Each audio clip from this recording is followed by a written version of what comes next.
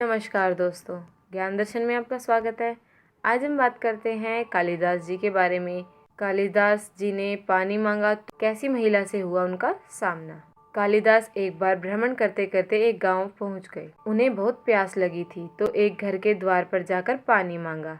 वहां मौजूद स्त्री और अपने ज्ञान के चलते ख्याति अर्जित कर चुके कालिदास के बीच रोचक संवाद हुआ। आज मैं उसी संवाद के बारे में बताऊंगी। कालिदास बोले, माते पानी पिला दीजिए, आपको बड़ा पुण्य होगा।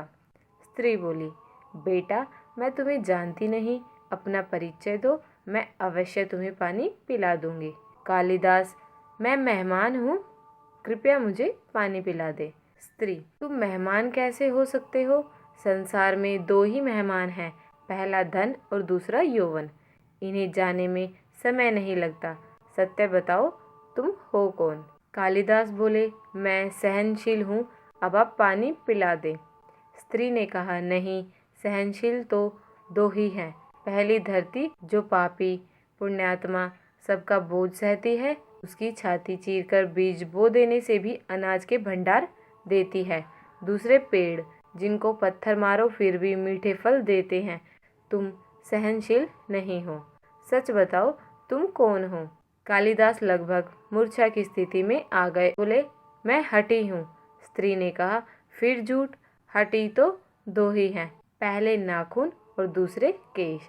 जितना भी काटो बार बार निकल आते हैं। सत्य कहें ब्राह्मण, कौन हैं आप? कालिदास पूरी तरह अपमानित और पराजित हो चुके थे। कालिदास ने फिर कहा, फिर तो मैं मूर्ख ही हूँ। स्त्री फिर बोली, नहीं, तुम मूर्ख कैसे हो सकते हो?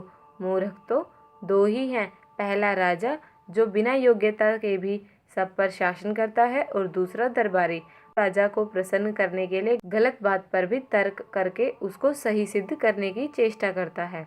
कुछ बोल न सकने की स्थिति में कालिदास वृद्धा के पैर पर गिर पड़े और पानी की याचना में गिड़गिड़ाने लगे। स्त्री ने कहा, उठो वत्स। आवाज सुनकर कालिदास ने ऊपर देखा तो साक्षात माता सरस्वती वहां खड़ी थी। कालिदास पुनः नतमस्तक हो गए। माता ने कहा, शिक्षा से ज्ञान आता है, न कि अहंकार।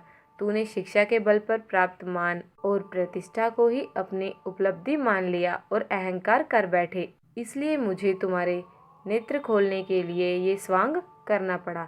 कालिदास को अपनी गलती समझ में आ गई और भर पेट पानी पीकर वे आगे चल पड़े।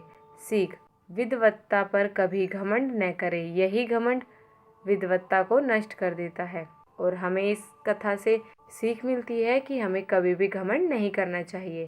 तो दोस्तों, आगे भी हमारी इसी तरह की जानकारियों के लिए हमारी इस वीडियो को लाइक करें, अपने दोस्तों के साथ शेयर करें और हमारे चैनल को सब्सक्राइब करना बिल्कुल भी न भूलें। धन्यवाद।